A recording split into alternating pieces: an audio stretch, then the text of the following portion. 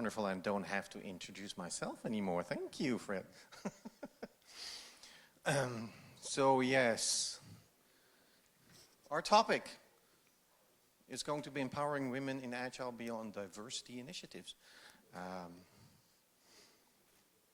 Yes. And we can start off with trying to get you all back into energy, because this is the last topic of today.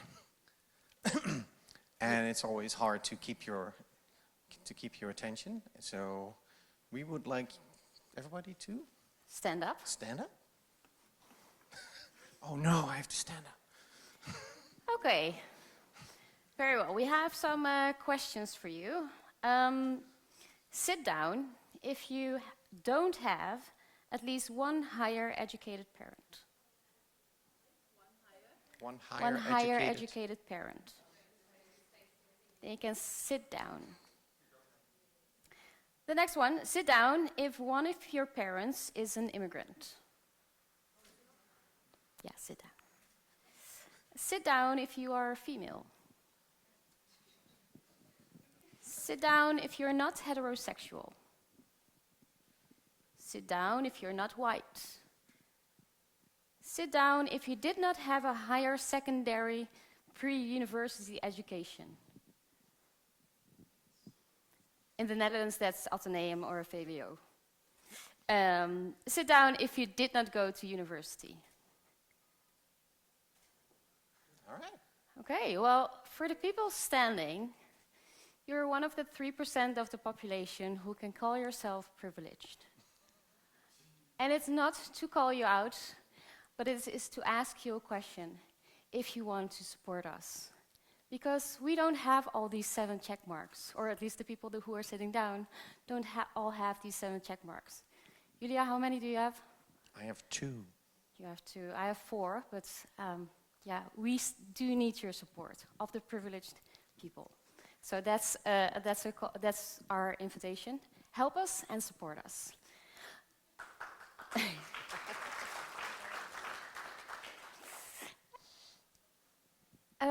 Today we're going to take you from awareness to action, and just being aware of how privileged you are, that is one step that we want to take today. Because if you look at the most positive estimations, gender equality is still more than 60 years away. And maybe if you look around, you see, well, I see a lot of women, but still, when the room was full, I counted like 50 women. It's not so much. We do have some other figures. Well, we don't, but the European Institute for Gender Equality has some figures. They are doing research to define what the gender equality is over a range of countries based upon a few characteristics or factors.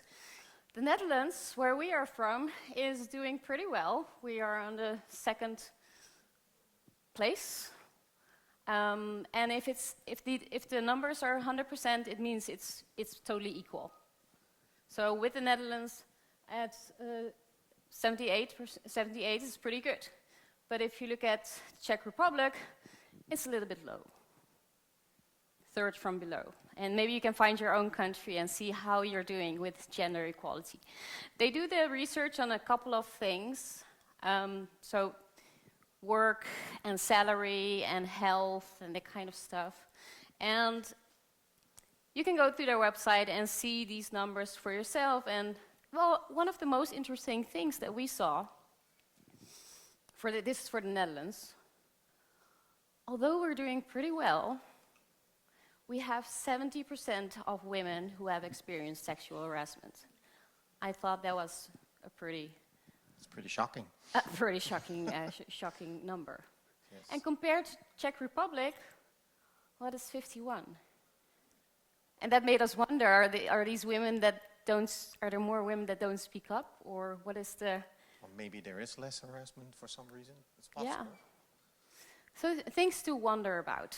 And like I said, we'll take you from awareness to action, and these are things that are good to be aware of. When you are thinking about gender equality, it could be in anything. What if you think about a doctor, what do you imagine? And when you think about a president? What if you think about a nurse? What do you think about at that point? Or someone cooking dinner at night? What did you see? Did you see this? Did you see a doctor? Did you think of a man in a white coat? When you think about a president, did you think about one of those people that have been presidents for years? And when you think about a nurse, did you think about a woman?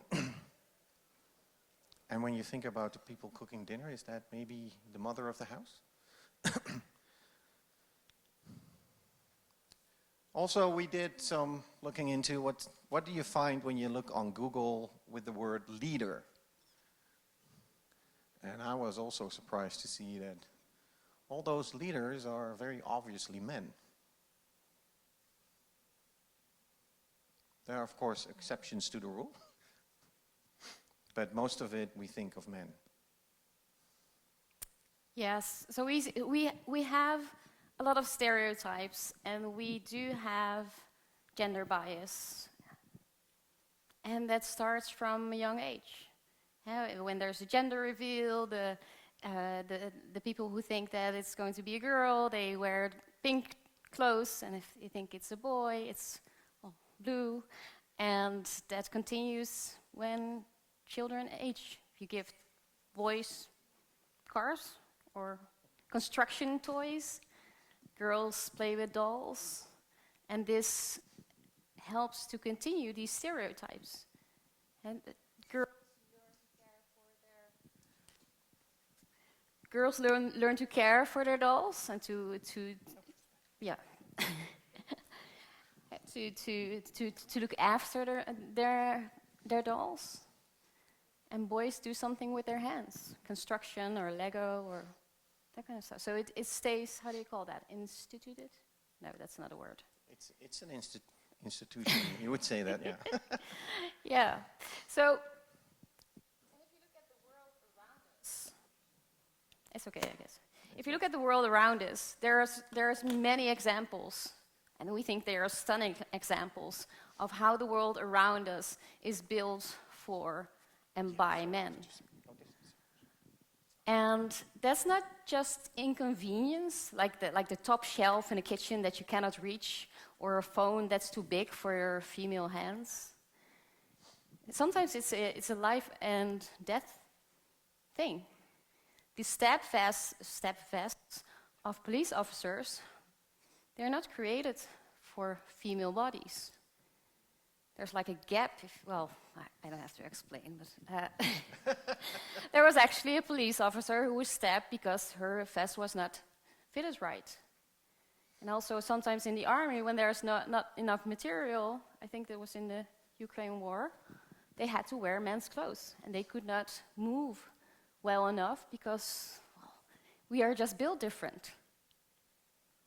Also in a car, we sit different. We sit closer to the wheel. We sit to the steering wheel. We have to because we cannot look over the dashboard. So we are not in the right driving position. It's actually dangerous. If you are a woman, if you get into an accident, it's 47% chance that you get worse injuries than a man, because the car is not built for a female body. Think about the security belt. Yeah, it doesn't, yeah. It crosses over something we call boobs. Yeah. And what about pregnant women? I don't know if you have been pregnant, but seat belts are not built for women. And the crash test dummies, they sometimes use female crash test dummies, but it's just a downscaled male dummy. But we are built different. We have different weight balance and different bone structure, so yeah, it's unsafe. And also in the medical world. In the medical world, we usually have male test subjects to do a study for medicine, even for hormone replacement, for instance. It's not tested on women; it's tested on men when the people using it the most are women. Yeah, so important to remind, women are not just short men or downskilled men. We are built different. We are not a subtype of men. We are actually different. Yeah. This is an example that I found a lot when you're looking around for conferences.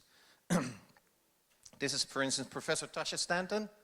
She was presenting on a conference, and she was presenting something, and there was a question from the audience, and the person asking the question said something about this and that, and started to explain her topic to her, and quoting Stanton et al., which was basically her research paper. Of course, when she pointed that out, he was well humbled, but it just shows the authority of women when they are in a position of something that they are specialized in. So we got this one. You can maybe take a picture if you want to know if you're mansplaining. It's something that happens sometimes, and you can unlearn that if you want to. As long as you're aware. As long as you're aware. Maybe put it on the background of your phone, and you can just check, oh, okay, so she didn't ask for any explanation, so maybe I shouldn't explain. All right. We also looked at other conferences, specifically Agile conferences, to see what the distribution is of women presenting and men presenting.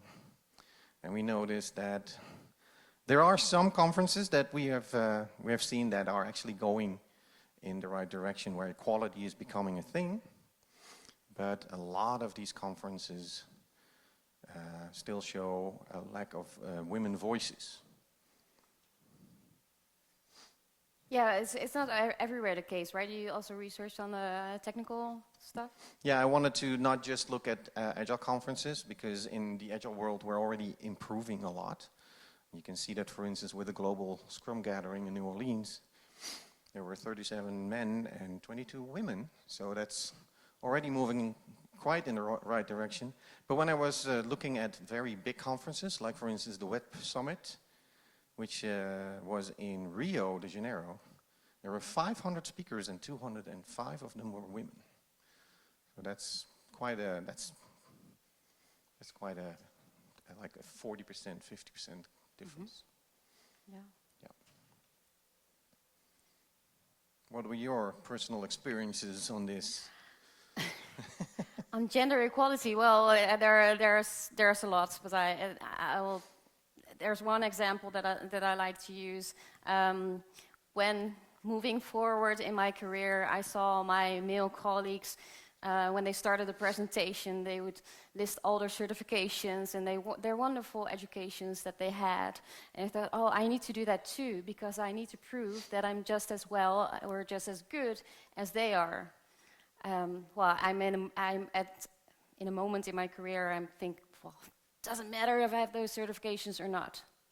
I have enough experience to prove that I'm good enough or just as good as my male colleague. I do let my gray hair shine a little bit through. It's like a seniority thing, but...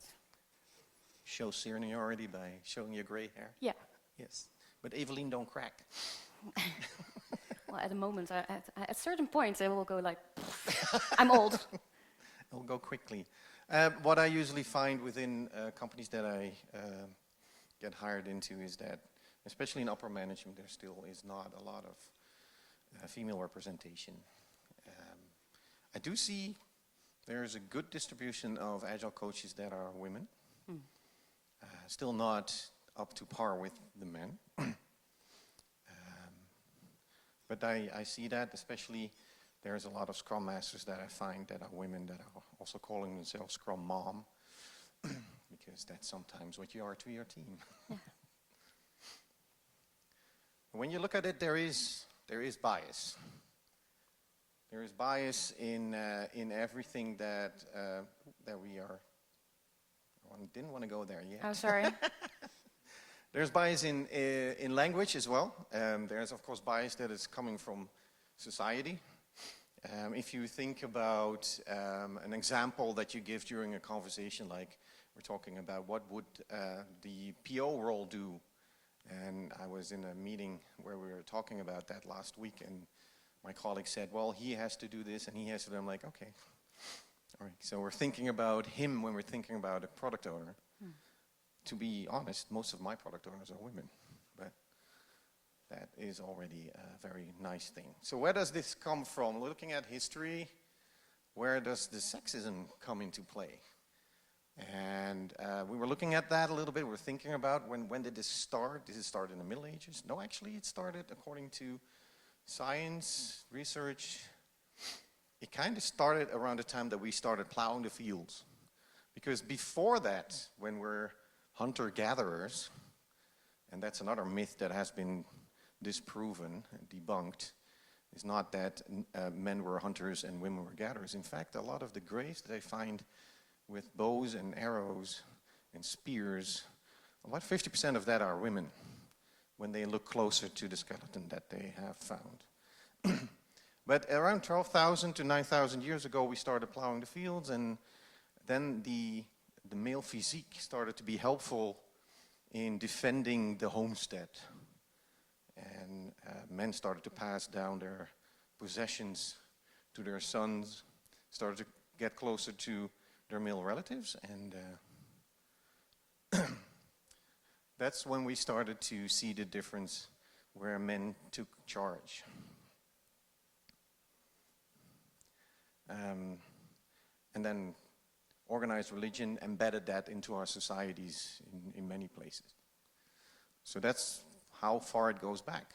And only last century we started to find that women can do the same things as men, even though we're not equal.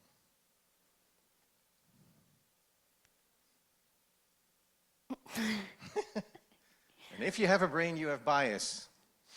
That's what Dr. Jennifer Eberhardt says. We've already seen the thinking about certain professions, thinking about what people are. And this is one of the things. And it's reinforced, right? So it's wired into your brain. You see it. Well, you see it everywhere. It's like the statues. Statues are often male on your how do you call it, bank money? Oh, money. Paper money. It's a lot of men on TV, in movies. You see these images of male taking a dominant position. But there's still, we can change it. We can definitely become better at that. We can. Have you ever witnessed gender bias? Yeah, so that's a question to you. If you want to scan this QR code and give us an example of a situation where you were witnessing gender bias, that can be to yourself or to your colleague or maybe to your kids, or maybe you have a girl, daughter, where you witnessed that. We'll give you 2 minutes, right? I have to turn it on. It's there. But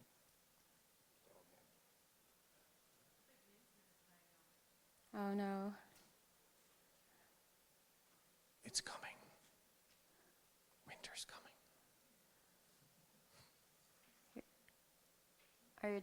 You're disconnected? Yes, I'm connecting right now. Well, everybody can go on my mobile hotspot. It's called Evelien. I don't know if that works, but I'm going to start it right now. and password is Dutch, so that probably is difficult for everyone. Password? Oh, your password. Yeah, my mobile hotspot. It's ik wil internet. I will start the poll. Oh, it's already started, isn't it? No, there we go. Oh, you can't see it. Let me take this off.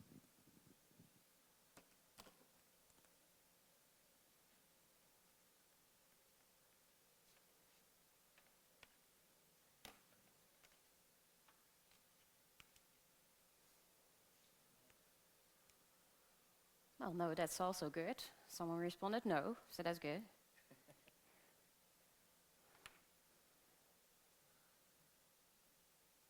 You'd like to give us an example? That would be nice. Yeah, I'll give 2 minutes on the timer.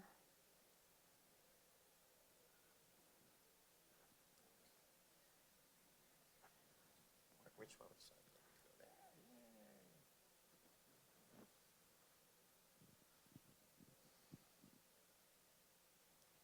It's all anonymous, so you can just say anything you want. You can say anything you want. Anything.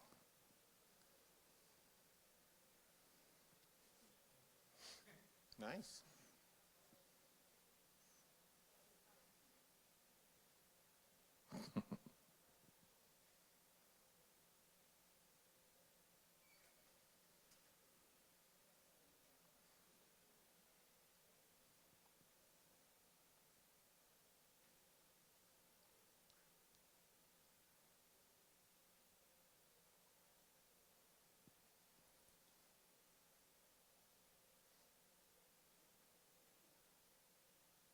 I think we still have 30 seconds to go.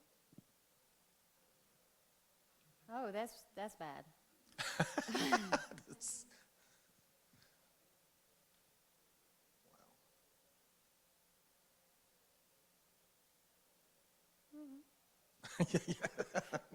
Take out the trash because it's a man's job. Yeah. I'm not going to comment on that.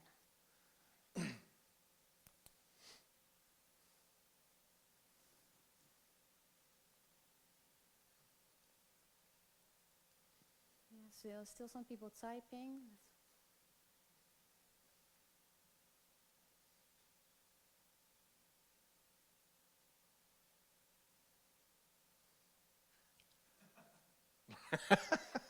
Okay. Being seen as a pussy because he was not a typical boy. Yeah, you throw like a girl. Yeah. What? I've seen some girls throw balls. It's impressive.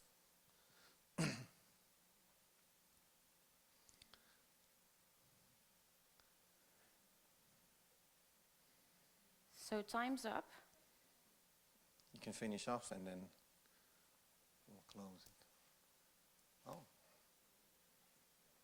Job, husband, man. Interesting. Do you want to read out some comments? We can do stuff. We can do that. I'll take a picture of this diverse group. I'm a Zumba teacher as I'm Brazilian. What?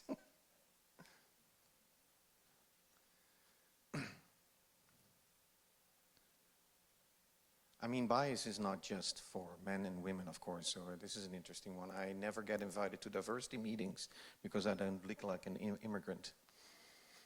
Yeah. Oh, because you don't look like it. Yeah. Mm.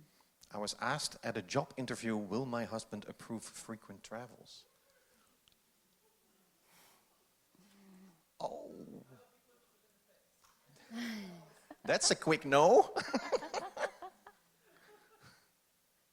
The one with the higher income should be the husband. I'm married to my wife. I'm the husband. This one I see a lot. People turning to a male colleague for technical questions. Even in my teams, that happens sometimes. Don't do it when I'm sitting close.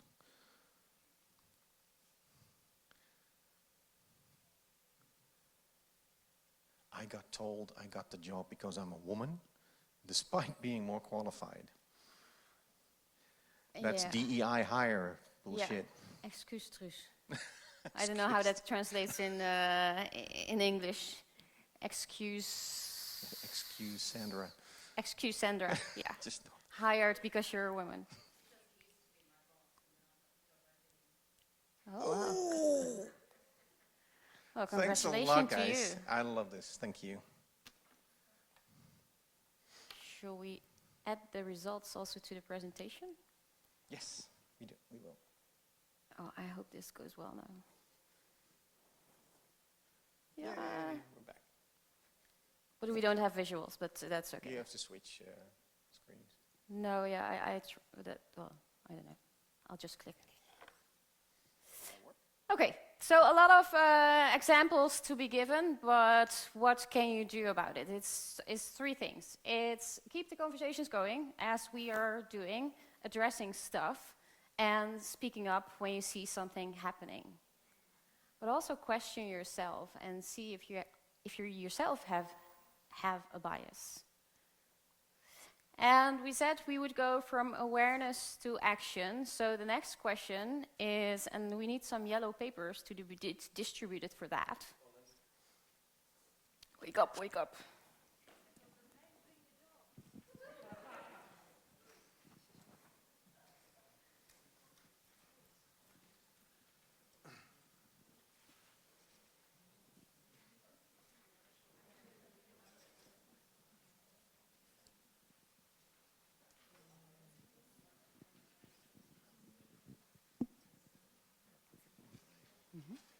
Yes. And you need a pen, so you need a pen to write something on it. So I hope you have brought a pen. I have a whole pack of pens. Oh, you have pens.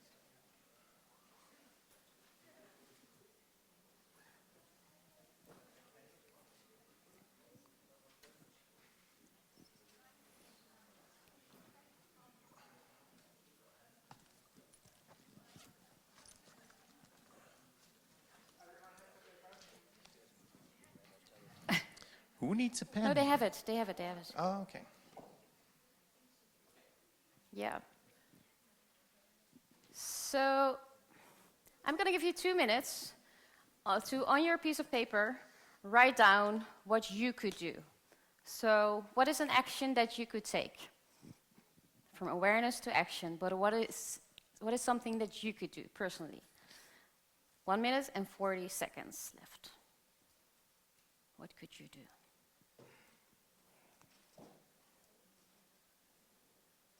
Kom, ik kan niet bij je.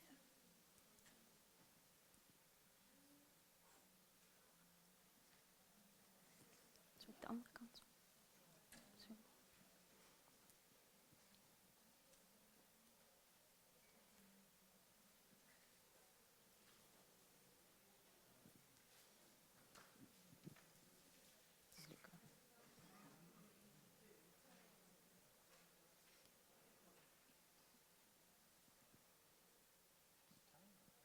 Mm-hmm.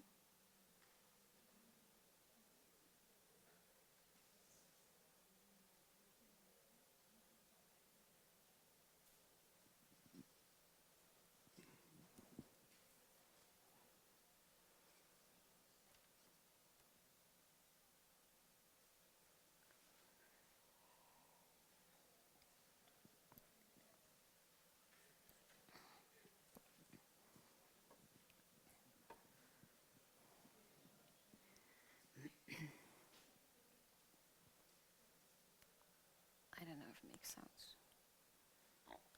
Ping. Ik weet niet of die geluid maakt. We'll see.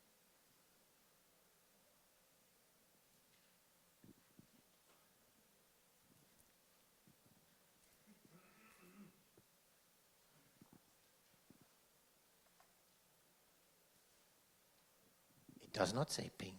It doesn't say ping. So, but your time is over.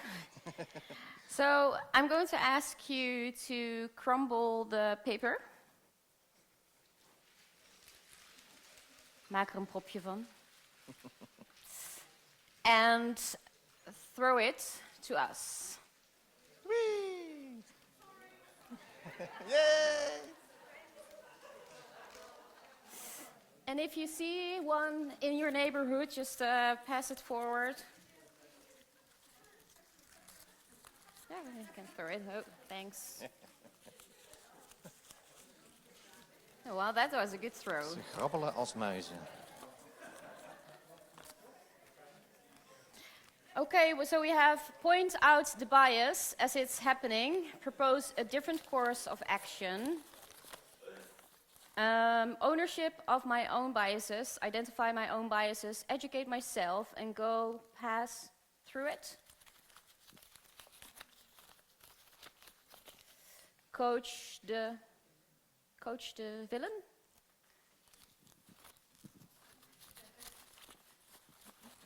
keep collaborating with each team member, whoever they are, appreciating their qualities.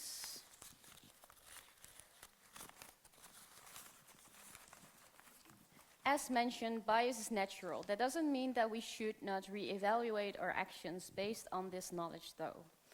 And there are a lot of more suggestions here. Yeah. So we can add those to the presentation too. If I get myself in such situation, I would confront the person. Sometimes shame and guilt are the best weapon. Okay, very clear. So we'll collect these and add these to the presentation. It's nice to have them. In the meantime, you might have read my disclaimer here. We're not trying to shame anyone or make you feel bad as a man. We just need your help to get more equal. And we've seen some good examples of things that are happening in the world. Women's soccer is more popular than ever. Although the best paid women's soccer player earns 700,000 euros. Yeah, okay. Do you have a question? Actually, so from that perspective, now that all the big European clubs have to have a professional women's team that is dictated by UEFA, do you have any perspective on that? It's like DEI again. But yeah, I see what you're saying. Shouldn't that be like influenced from the bottom up? I think it should, yeah, I agree. Yeah, that's a good question. We could talk about during our Miro Yeah, after party. Let's talk later. Yeah, but that soccer players like so it's way less than the well-paid male soccer player. That's definitely. The Dutch soccer players, the Dutch women get equal pay for their games they play for the Dutch soccer team. So the men and the women get equal pay. It's like 4,000 euros a game, I guess. Yep. So it's improving. It's improving. Yeah, we see also in movies and TV series that a lot of women take more of what would be a traditional male role. I have an example here, Ghostbusters. There's a lot of mentorship programs for women going on. We see more women in politics. There's Great conferences.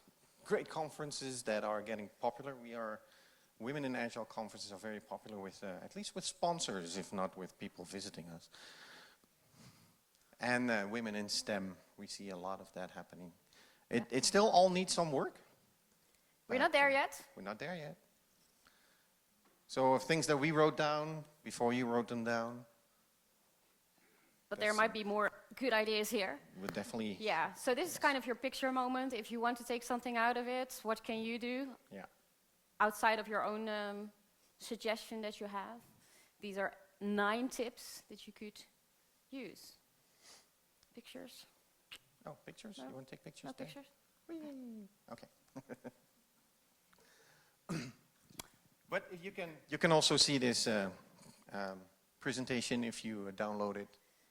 Yeah, we'll add a presentation to the website that's behind this QR code. If you go to this QR code, you can give feedback on our talk and get access to the digital goodie bag. If you want to win a Scrum Master playbook, you have to leave your name and email. And it's also for us to improve for our next talk. Our next talk will not be at Women in Agile Europe, but we do have We have amazing speakers on Women in Agile Europe 2024, and it's going to be across the street. and some of them are here. So I see 1, 2, 3 speakers that are also here. So you're welcome to join us, but why are they all women, Julya? The most important thing we want to do with Women in Agile, we want to give women a voice. We think that by putting women on stage, we're getting used to their authority as a speaker. We're also giving them a fee, because a lot of conferences require you to have a history where you have a paid talk. So that's an opportunity for them to also go into other conferences and meet the requirements for becoming a speaker.